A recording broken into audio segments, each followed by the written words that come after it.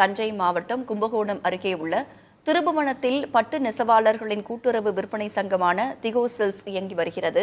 இந்த கூட்டுறவு சங்கத்தில் கடந்த ஜனவரி மாதம் நடைபெற்ற ஆண்டு பேரவை கூட்டத்தில் கேள்வி எழுப்பியதால் அப்போதைய செயலாட்சியர் மாதேஸ்வரனுக்கும் நெசவாளர்களுக்கும் இடையே வாக்குவாதம் ஏற்பட்டுள்ளது. அதைத் தொடர்ந்து சங்கத்திலிருந்து 5 பேரை மாதேஸ்வரன் நீக்கியதாகவும் இதில் 2 வரை மீண்டும் சங்கத்தில் இணைத்துக் கொண்டதாகவும் கூறப்படுகிறது. பாதிக்கப்பட்ட நெசவாளர்கள் நாகேந்திரன், ராமகிருஷ்ணன் ஆகியோர் உயர்நீதிமன்ற மதுரை கிளையில் முறையிடவே அவர்களை மீண்டும் சங்கத்தில் சேர்க்க உத்தரவிடப்பட்டது.